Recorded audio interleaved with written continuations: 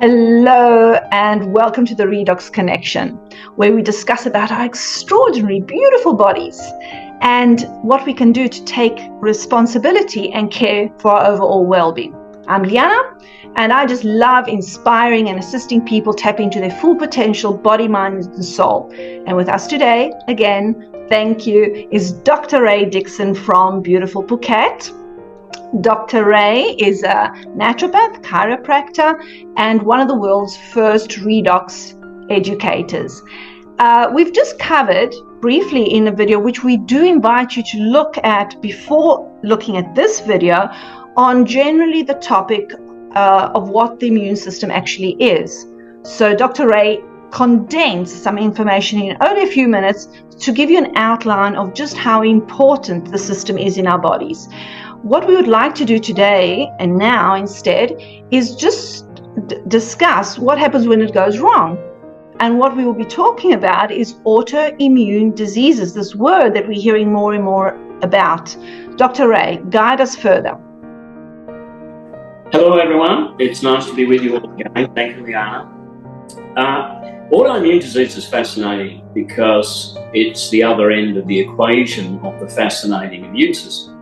So when we talk about the systems of the human body, we look at normal functioning of that system, and then we look at what goes wrong with that system, which actually is the topic of human disease processes, or traditionally called pathophysiology.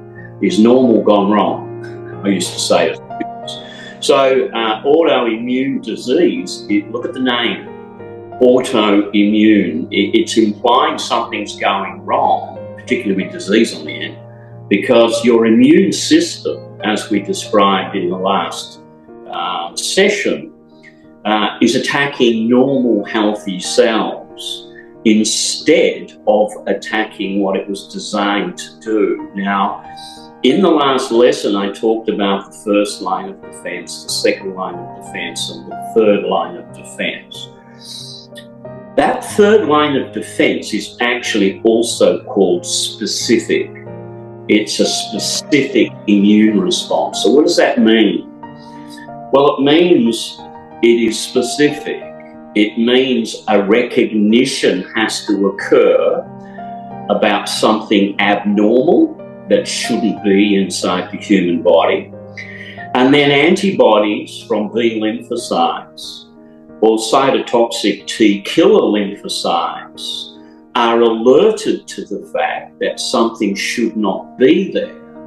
And they then specifically make antibodies and cytotoxic T killer lymphocytes very specifically to target that thing that should not be there and kill the cell compromised. Now, if you imagine when they are taught that something is wrong, which is by the T helper cells, which is another lymphocyte, both are activated to build massive armies of attack. Now, when I say massive armies, the world's military fails in comparison to the ability of the human body to make trillions of these killing antibodies, also known as immunoglobulins, and cytotoxic T killer cells. So now imagine a misunderstanding has occurred. So your body thinks that shouldn't be there, but it really should, and it's you. So what if you then build, and this ability to build armies is constant, or we would all be dead. Now imagine you're constantly building a military against healthy cells. That is autoimmune disease. Right. Now it doesn't matter if it is to the thyroid, as in Hashimoto's thyroiditis or Graves' disease. It doesn't matter if it's to your joints in rheumatoid arthritis or systemic lupus erythematosus. You know, it doesn't matter if it's your gut lining with ulcerative colitis, inflammatory bowel diseases.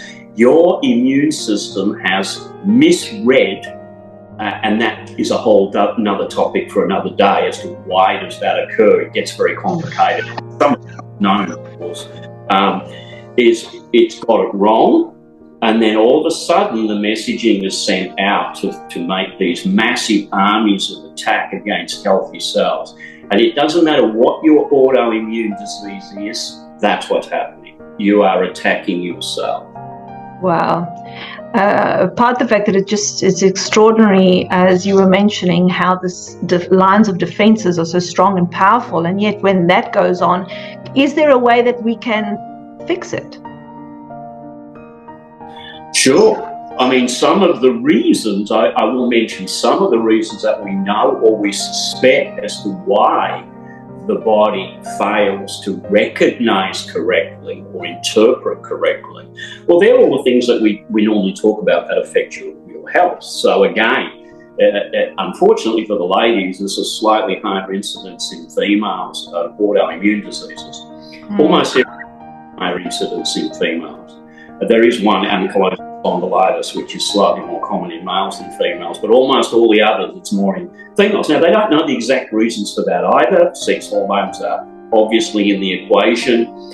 But, you know, there's no doubt that if you're stressed and you're not sleeping well and there's autoimmune disease in the family or whatever, all these stressors, there's no doubt that they can summate, and then the immune system misunderstands and starts to build these attack armies against oneself.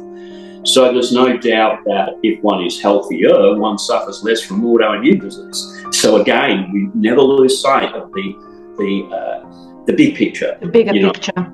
The collective things. You know, it's also believed that, for example, you can have a virus, and some of the protein components of that virus might be somewhat similar to some of the proteins in your normal healthy cells, so that cross-reactivity, it's called, where all of a sudden your body builds the army to attack that virus, but some of that protein structure is similar to some of yours, and all of a sudden that army is attacking you. Right. So that activity from infections leading into potential autoimmune disease for some is also on the horizon as a possible cause of autoimmune disease. I mean, you may see some people become unwell with varying infections, including the more recent topical one, and then end up with autoimmune disease. Right. Yeah. And remember, also stress, remember. So you've also got all these other factors, fear and stress, and coming into play. But the bottom line is the immune system is malfunctioning. It is not functioning in its normal way, and it's now building armies of attack. Now, interestingly, to answer your question, what might correct that? Yes. It's really fascinating. From a medical perspective, they haven't got any of it. They basically use anti-inflammatory corticosteroids, immune-suppressing drugs, because remember, it's your immune system that's attacking you, so why don't we suppress it? Or can you think of a potential few problems that might come from that? Like rogue cells, like you get more infections. Because if you're suppressing your immune system, well, yeah, you may manage a little bit that autoimmune disease, but you're also compromising health in other ways. That is all proven, by the way. That was in pathophysiology textbooks, which I taught from. So this is not, you know, an extreme statement at all. In fact, one of my patients almost died when he was on Brexate to reduce his rheumatoid arthritis. His psoriasis went. He was very happy. That's another autoimmune disease. And his pains were much less, and he ended up in hospital 2 weeks later and nearly died from an infection. So this is now from a natural healing perspective, giving the body what it needs to heal itself perspective, which is where all of the herbal treatments and the vitamins and minerals and nutritional therapies come into play. They provide the body with what it needs to heal itself. In a nutshell, that is part of naturopathic philosophy. Right. Comes under the topic of vitalism, if anyone wants to look that up.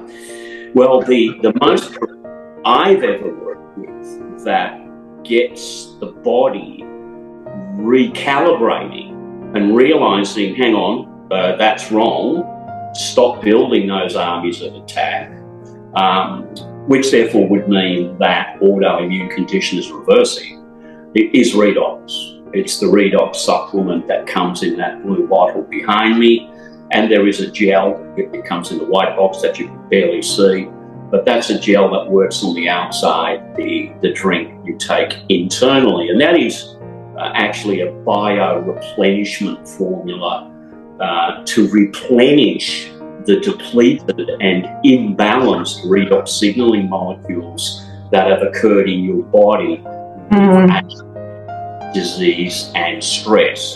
So essentially bringing back up and putting into balance those redox molecules, and they collectively are known as affecting or are part of the redoxome.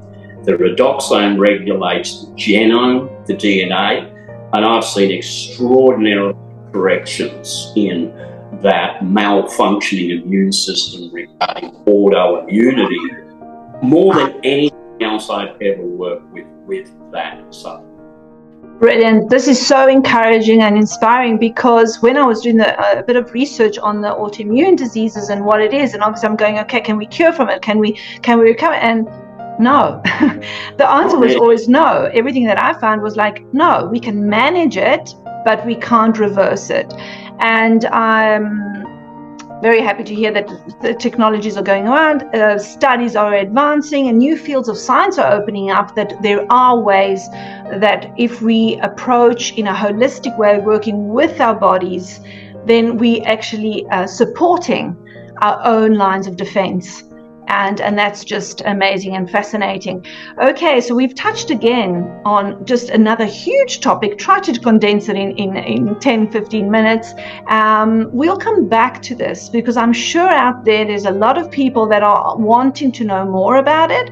So I encourage you all to write, comment, send us your feedback. Ask us exactly what would you like to know more about, and we are more than happy to include it in the line of episodes as we go along. For the time being, I just want to say thank you, Dr. Ray. It's always a wonder to listen to you, and I'm going to listen over and over to what you've said, because there's so much information, precious information there, just in a nutshell. And to all of you, we just want to remind you, healthy cells, healthy you, happy you. So carry on following us, and be well, and see you next time. Bye-bye.